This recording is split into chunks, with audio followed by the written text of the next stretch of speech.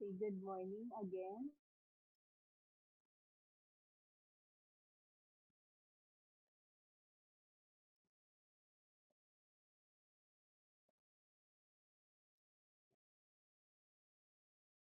So welcome again to our English Maritime course. So we are now on our week 38, day 2. It's all still our continuations about the marine radio communication. So today it's about the marine radio spectrum.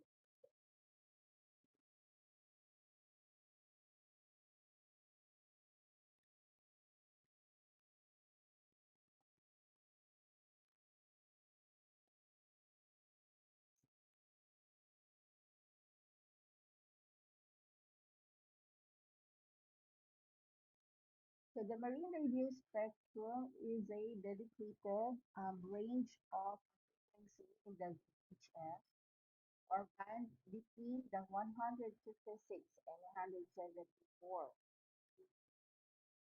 So they're going to use this for maritime communications. So I have here, as you can see in our screen, is the or what we call the VHF or the very high frequency spectrum. So the frequency or the number of waves passing a point per second. So the different frequency have a different properties.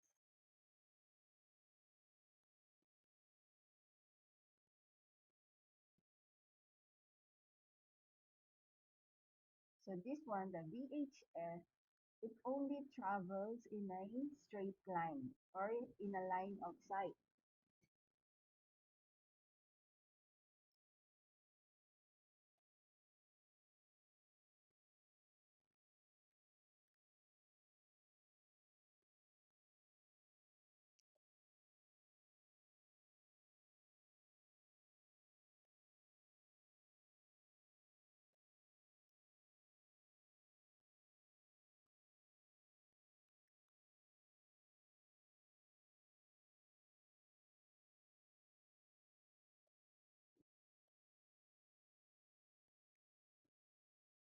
So the VHF, as you can see, is a 30 to 300 megahertz.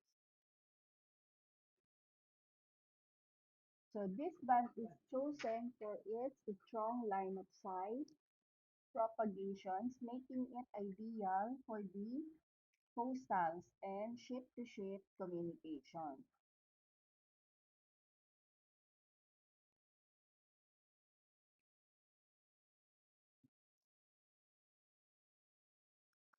So I have here another spectrum or the radio spectrum that they're using. We have here the MF, the medium frequency. This one is only a medium range. We also have what we call the high frequency. This is used for a long range or global. And also the UHF and SHF satellite. So this is now above the 300 megahertz used for the satellite communication.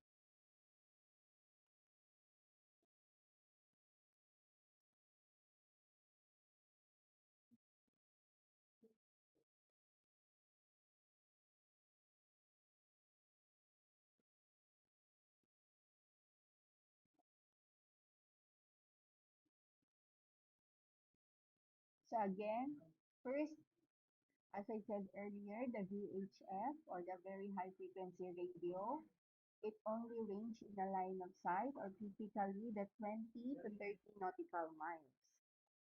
So the primary use of this is for the workforce of the maritime communication.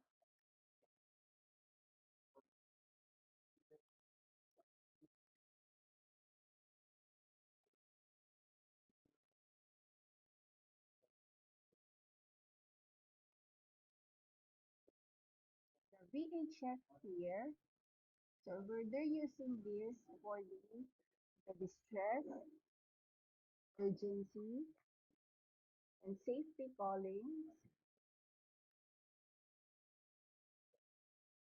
we call the channel 16, the primary channel for emergencies, which all vessels must monitor.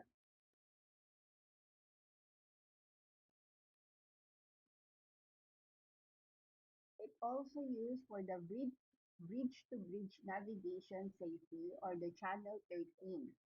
So you're going to use this to coordinate passing and maneuvering with the other nearby vessels.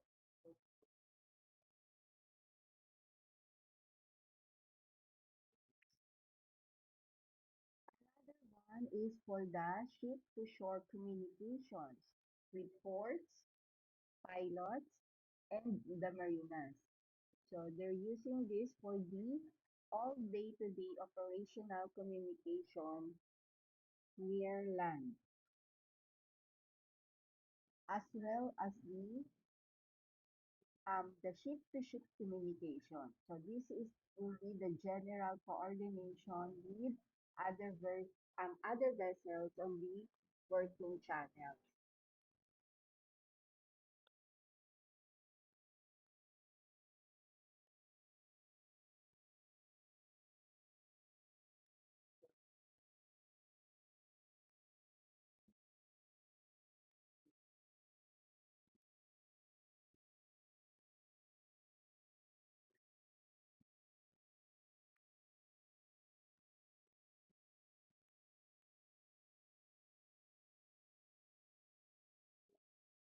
So now I have the MF or the medium frequency.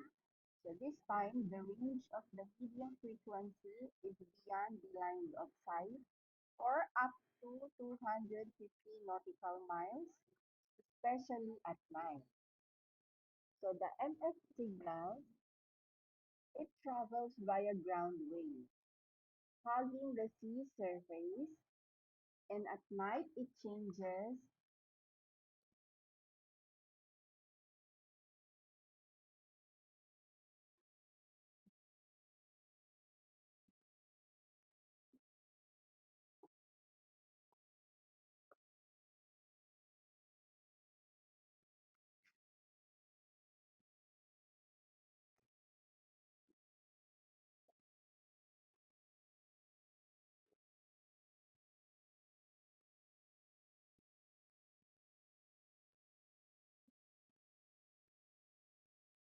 So again, at night it changes the ionosphere to reduce the absorption and allowing the signals to travel for much further.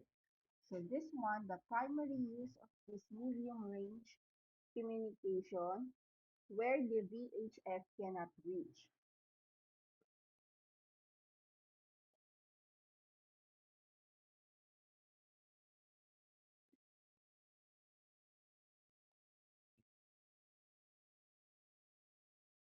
So we're going to apply this MF in the GMDSS distress undertake.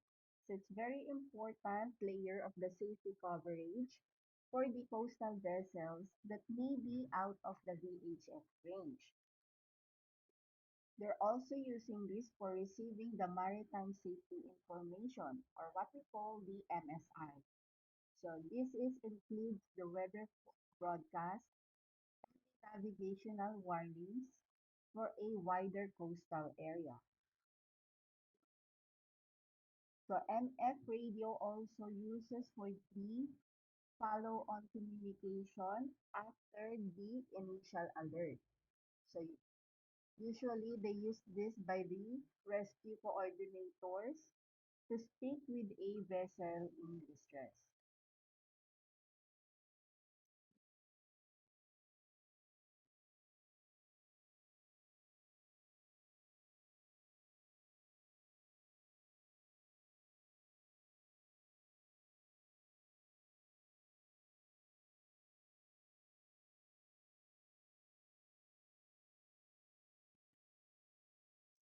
So another radio that we have is what we call the high frequency or the HF radio.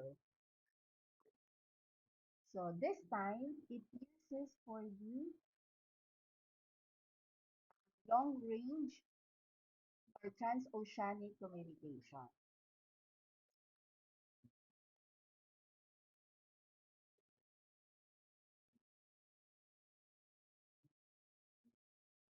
So the HF radio is the ionosphere act like a mirror of the HF radio waves.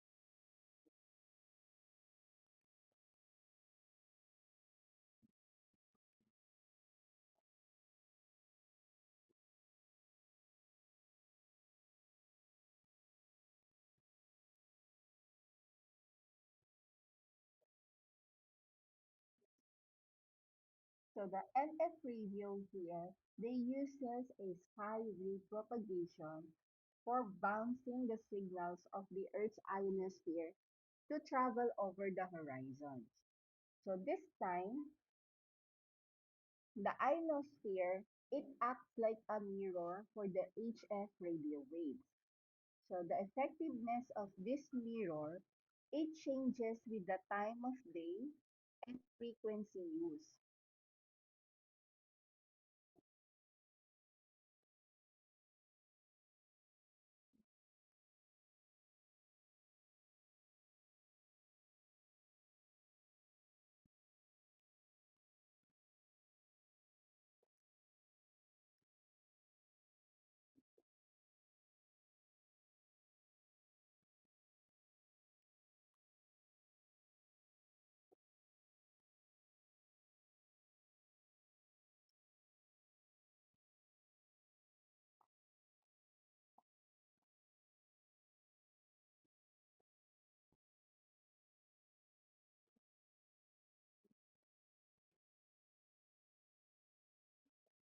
So the NF radio here is now we're going to use for the long distance distress alerting and communications.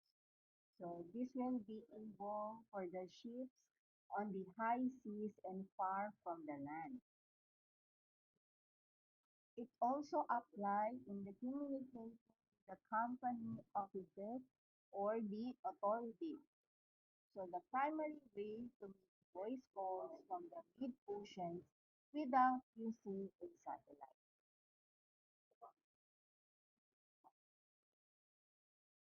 So here as well in the NF radio, its uses of it applies via the email and data transmission via radio modem. So this is known as a radio telex that allows for the text-based communication over a long distance.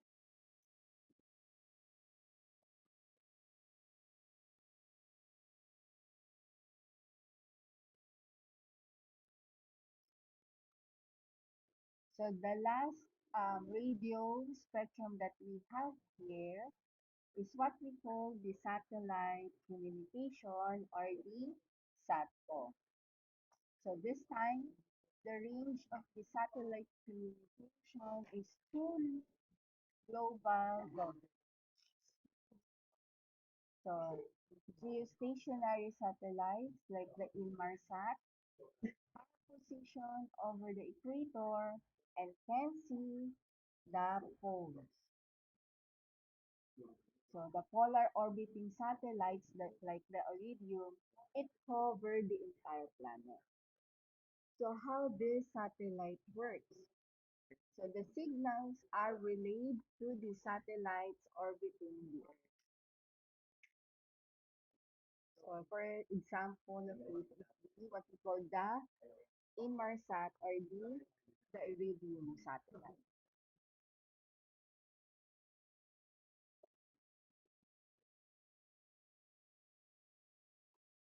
So our SATCOM is also applied for the GNDSS distress alerting.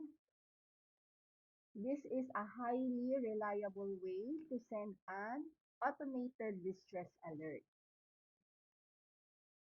It also applies in the high quality voice calls, so the clear and reliable phone calls from the anywhere in the world.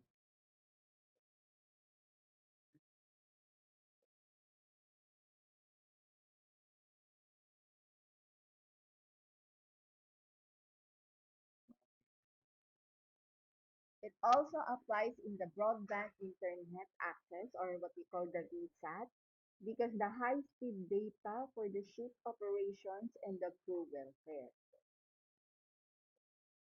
And lastly, it applies also for the data transfer. So they're going to use this for sending the reports, chart, chart updates, and the other essential data.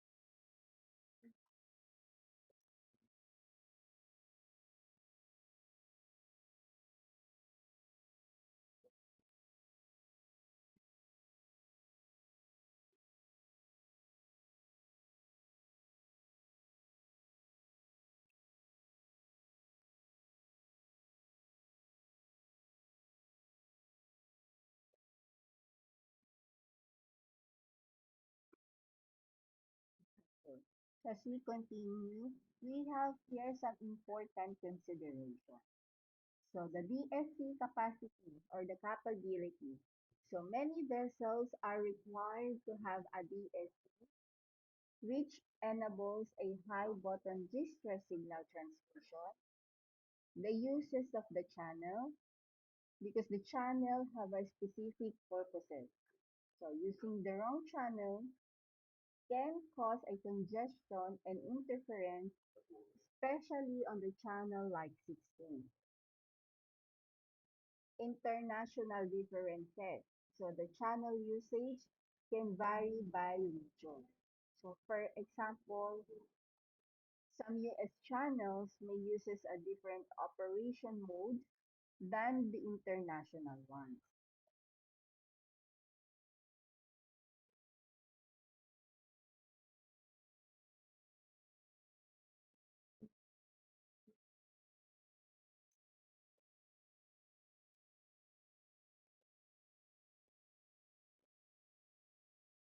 So we are now talk about the marine antennas. So the marine antennas are the weatherproof antennas designed for use on boats to provide a communication, navigation, and the entertainment signal. So it also includes the VHF radios and the AIS. So they are built to withstand harsh marine environments and are available in the various types. So it includes the whip, the masthead, and the stub with a different design for the specific applications. So you just have the consideration when you are choosing an antenna and includes the frequency band.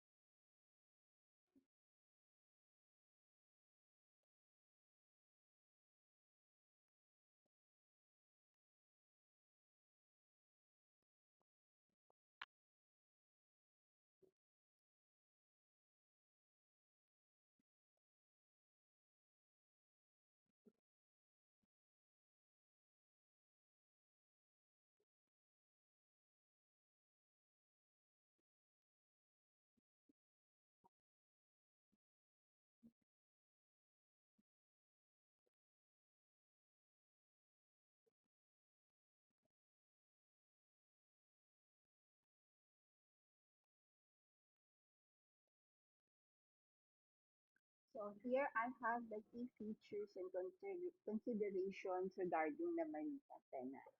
So first, of course, the durability. So the marine antennas are built with the weatherproof material like the brass and the copper.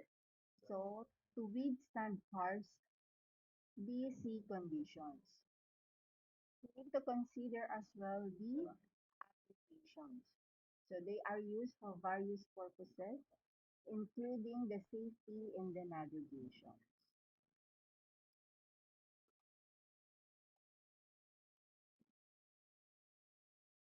So as I said earlier, there are different types of antennas. So it includes the whip, the stab, and the masthead antennas.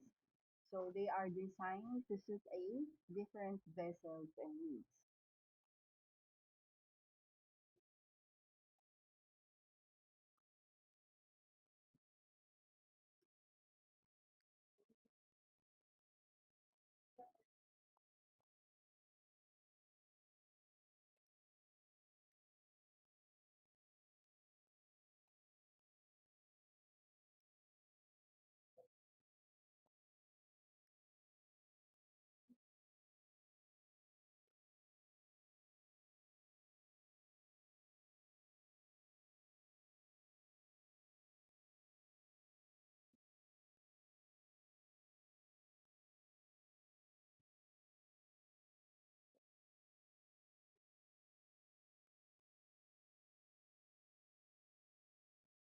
Also include the frequency band. So most of the marine communication, they are using the very high frequency maritime mobile band, which is between 156 to 174 megahertz. Another thing to consider is the gain. So a higher decibel gain provides a stronger signal for a better range and intelligibility, especially in a remote areas.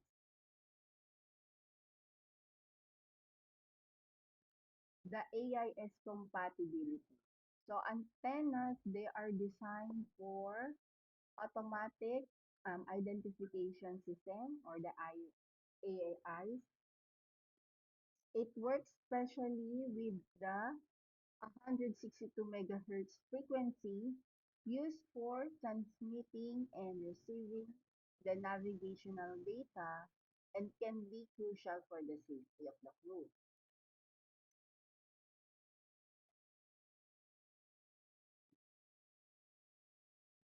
Another thing to consider as well is what we call IB installation. So mounting the antenna at the highest point of the vessel is recommended to avoid the signal blockage.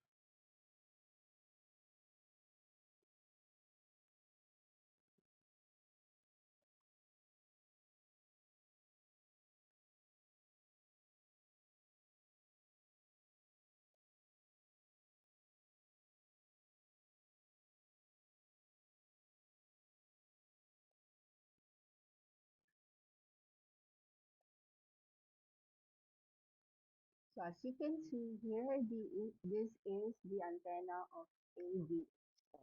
So it's very simple, vertical whip antenna. While the MF and HF, they have the long antennas and large vertical whip antennas that requiring an internal tuner. We also have here the NAVTEX. This is a small passive antenna. The GPS, so they have a small mushroom-shaped antennas. We also have here the satellite. So this time it has a dome enclosed and stabilized satellite dishes that track the satellite as the ship moves.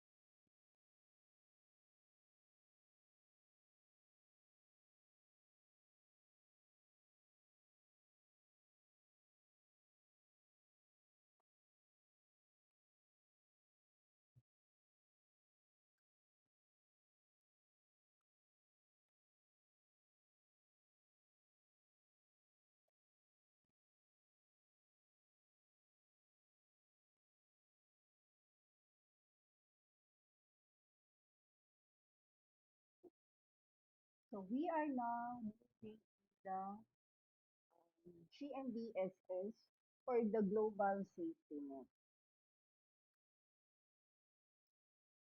So the GMBSS, this is the international safety net for the seafaring vessels that uses the satellite and terrestrial radio to improve the distress alerting and rescue coordination.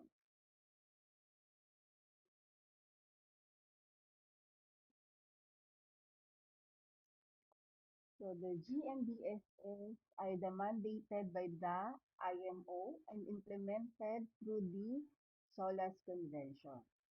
So the system, it ensures that the distress calls are answered and provides a global network for a rapid communication during the emergency.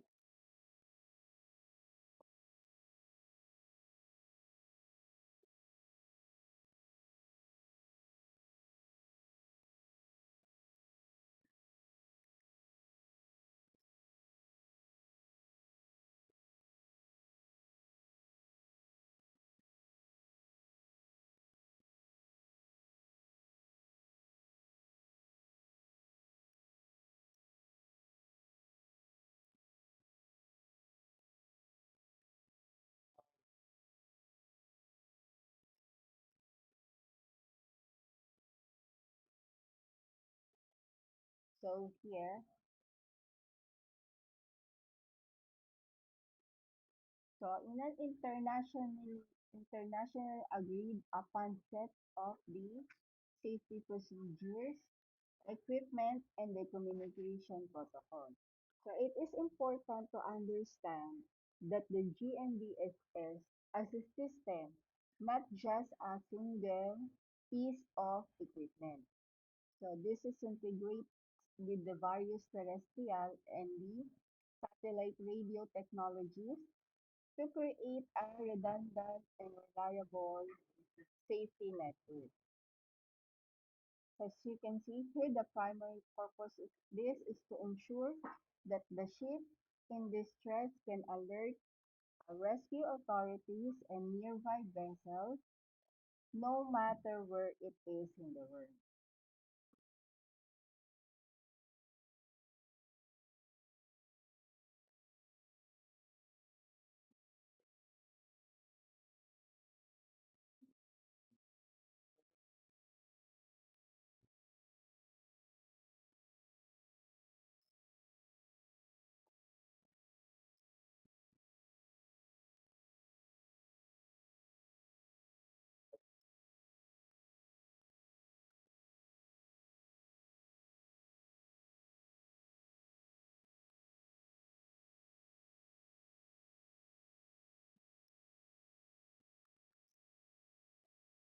So I have here some core functions of the GMBSS. So first, again, it's about the distress alert. So submitting the distress alerts using the satellite and radio communication, which automatically transmits to the ship's positions and other crucial data. It's also about the search and rescue. So coordinating the communication between the vessels and the rescue authorities to facilitate the quick and effective search and rescue operations. Another thing is the safety communications. So broadcasting and receiving the maritime safety information such as the weather and the navigational warnings. So via service like the safety net or the NAVTEX. So the GMBSS also uses for the locating or locations. So by providing, it means to help to locate the distressed vessel. So such as the search and rescue responders or the SARS or the life rafts.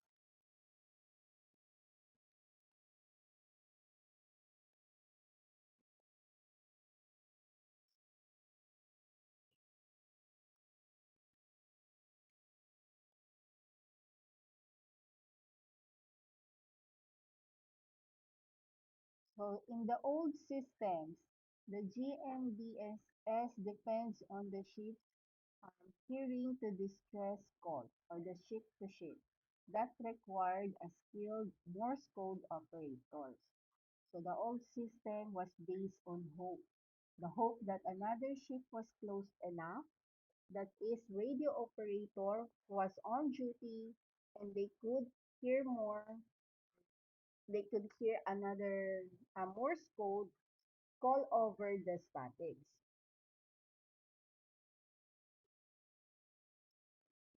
Another philosophy is about the focuses on the ship to shore alerting. So the alert goes to a rescue coordination center on the land, which is the coordinates the response. So this is the fundamental shift. So the GMBSS is designed to alert the professional rescuers on the shore first, and the RCC then becomes the nerve center of the rescue. So they're going to directing the most appropriate asset, which may include other ships to the team.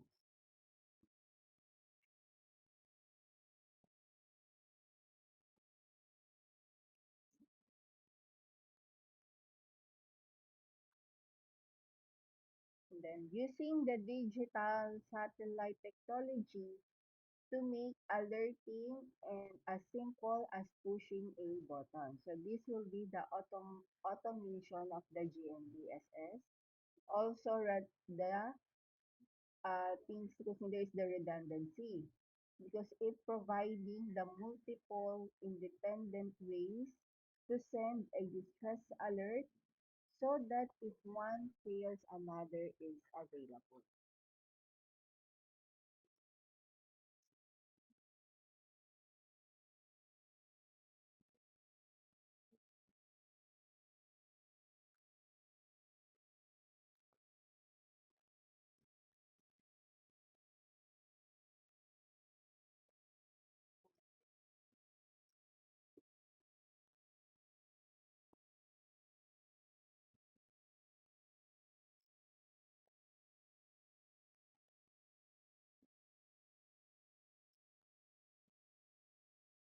So what are the GMDSSC areas?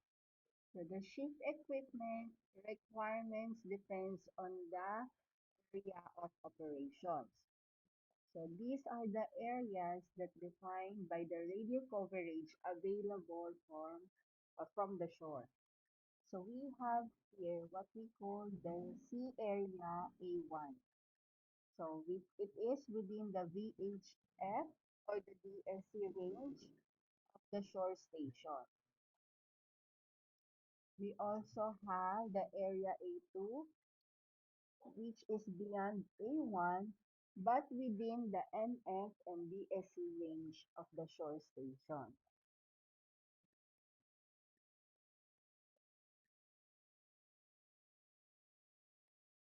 Another area that we have is what we call the sea area A3. So this one, it's beyond the A1 and A2, but within the coverage of an Inmarsat geostationary satellite. And lastly, we have here the sea area A4. So the remaining areas, primarily the polar regions, which are outside the Inmarsat coverage. So for example of this is and the Arctic Ocean.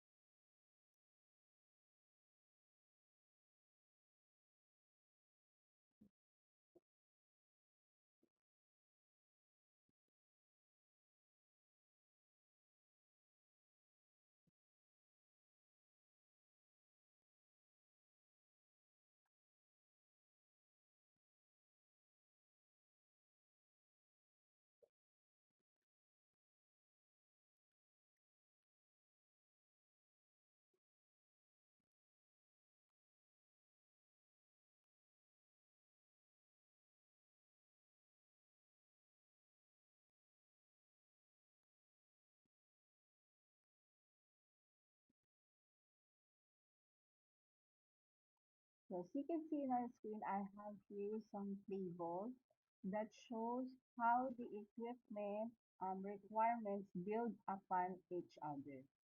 So every GNDSS, they need the basic VH, the EPIRB, the SAR also, and the non-text receivers. So as the ship plans to sail for the further from the ship shore into other areas like the A2, 3, and 4, it must add the equipment capable of the communicating over the longer distance.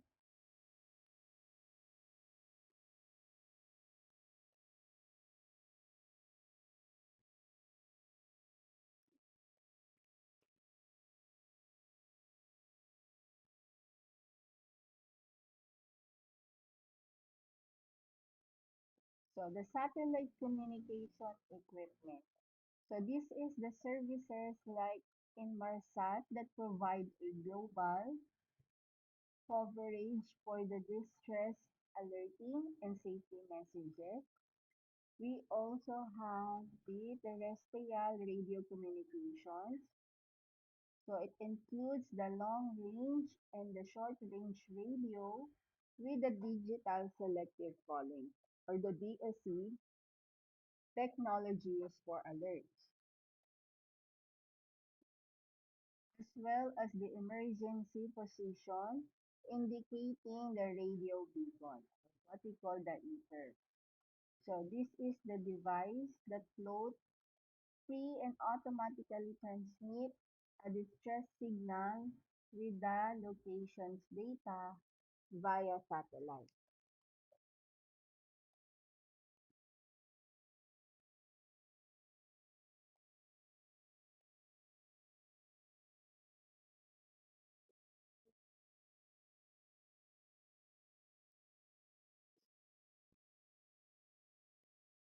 We also have here the search and rescue transponders or the SARTs.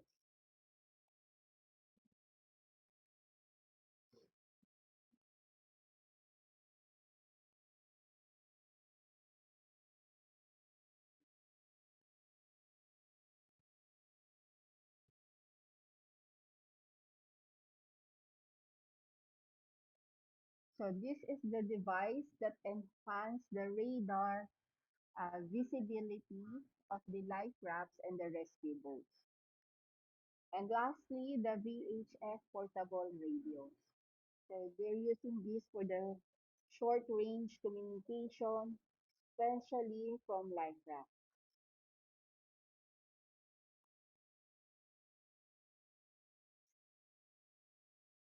So how are they going to mandate or implement this GNDCC?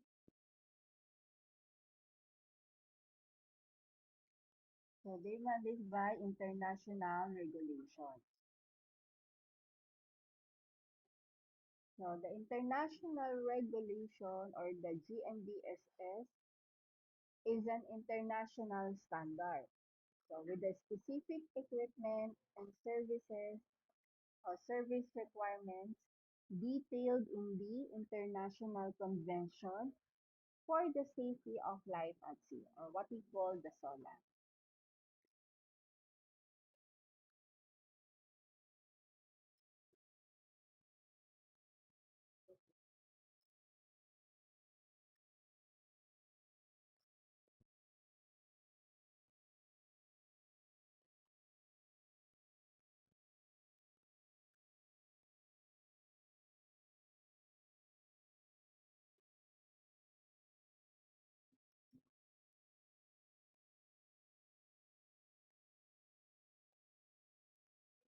We also have the mandatory carriage. So the cargo ship of the 300 gross tons or more and all passenger ships on the international voyage are required to carry the specific GNDSS equipment.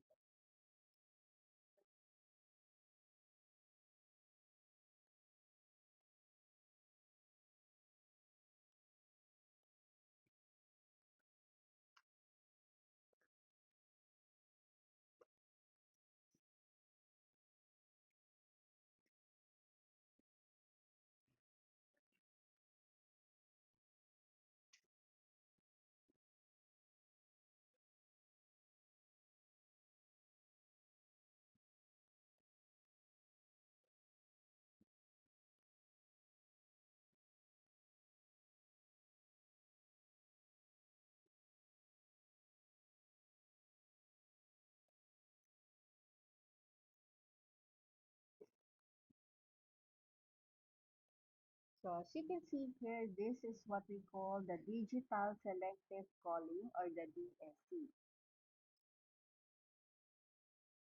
So this is the cornerstone of the GNDSS.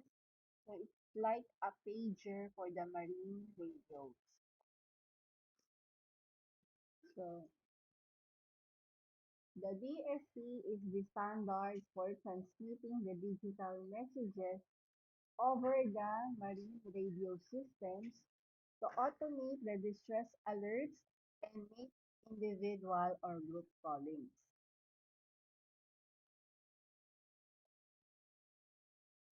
So it functions like a digital paging system. So it's sending a predefined digital messages that includes the vessel's identity, the positions, and the nature of the distress to a specific station or all ships within the range.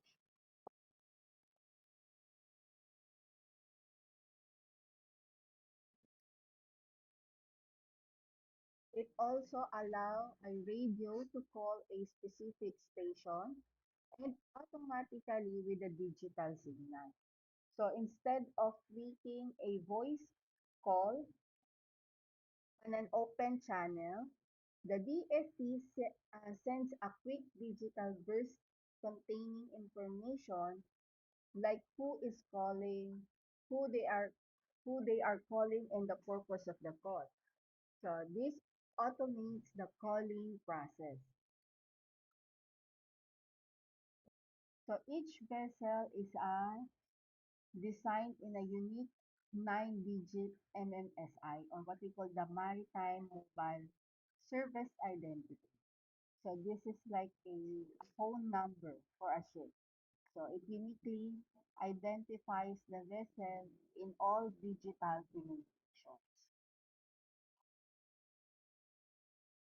It also a simple push of a button transmit pre-formatted distress alert containing the ship's identity and the locations.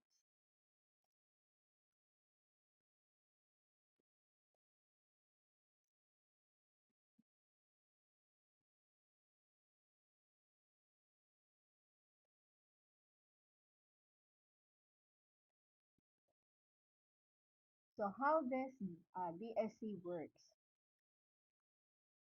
So in the Maritime Mobile Service Identity or the MMSI, every DSC radio has a unique 9-digit MMSI number for the identification, similar to a phone number.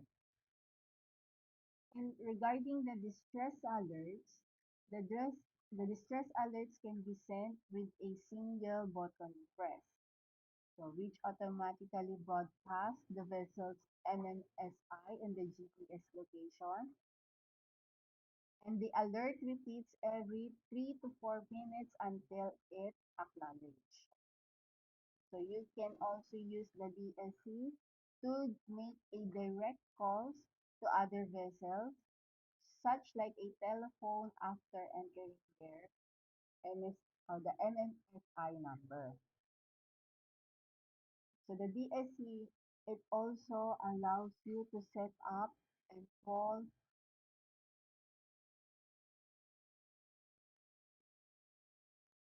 the specific group of the vessel simultaneously.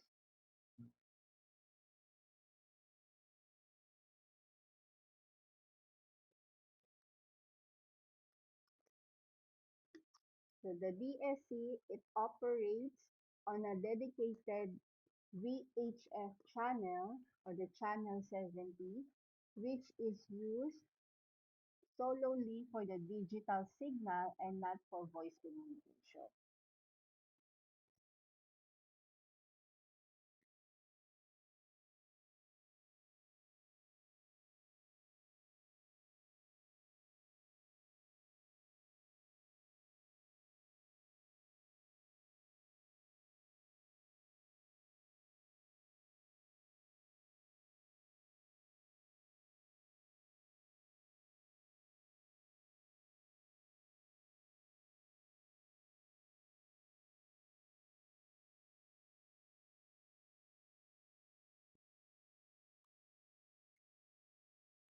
So the DSC also can provide an increased range compared to a voice transmission due to its digital processing and the narrower bandwidth.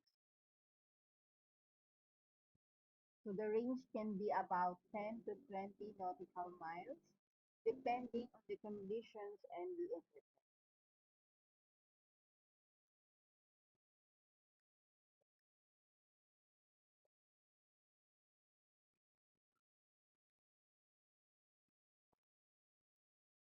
So the benefits of this is the automated distress. So it will reduce the needs for a continuous voice match for a distress signal. All BLC equipped with the radio automatically receive alerts. Another thing is the accuracy. So transmits the accurate information such as the GPS position, which is crucial for the rescue operations.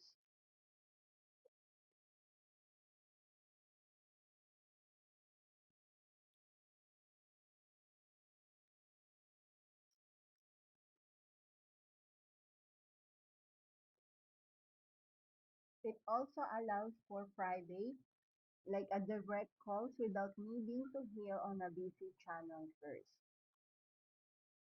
It also gives the safety that enables the transfer communication for both distress and the safety related messages.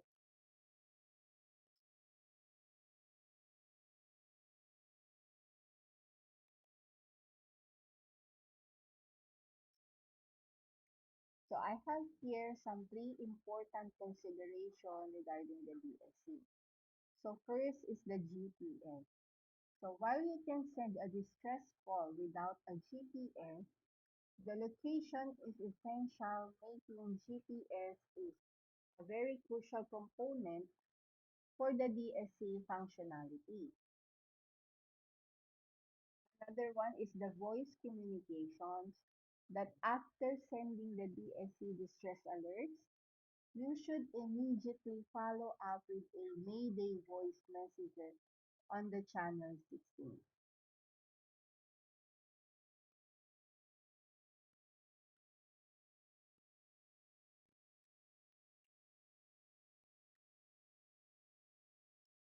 And lastly, the licensing. So operating the DSC radio, it requires a valid marine radio operator's certificate.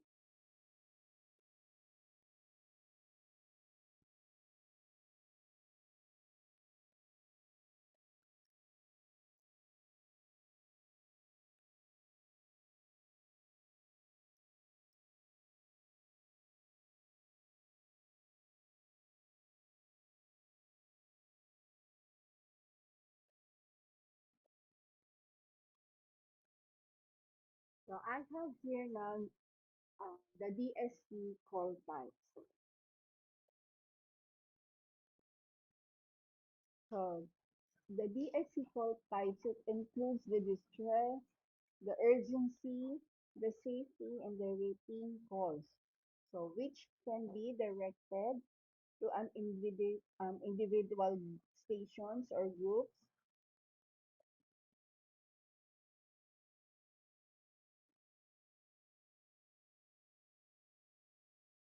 And the call types can be categorized in three types. So first we have here the priority of the DSC calls. So first is the distress. So this is the highest priority call indicating grave and imminent danger to a person or a vessel. Another one is the urgency. So for very urgent messages concerning the safety of a vessel of, or the persons. Regarding the safety, this is for the important navigational or meteorological warnings for the maritime safety information. And lastly is the routine. So this is for all other communication that are not distress, urgency, or safety related.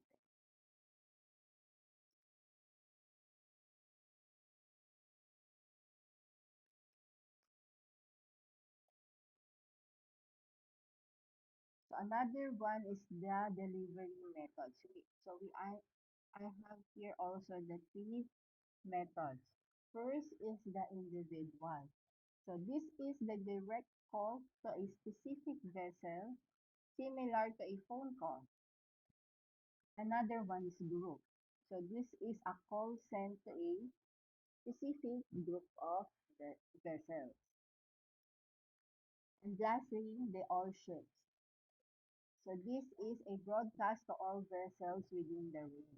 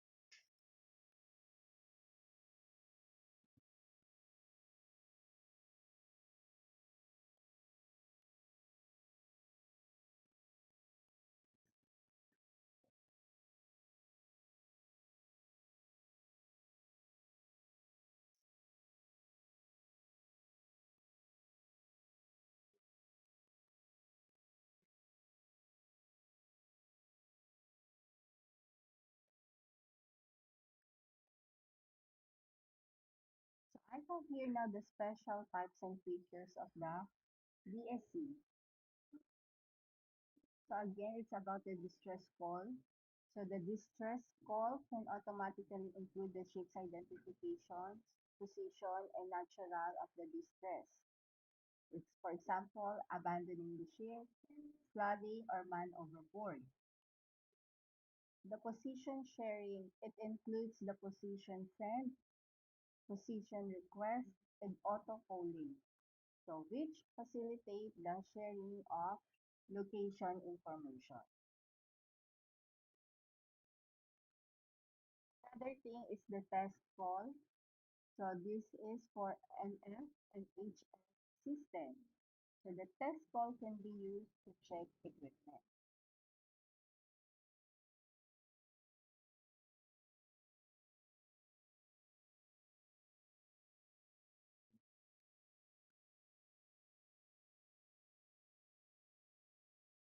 And lastly, the relay calls. So this is all about the distress relay call used to pass on distress message from another station.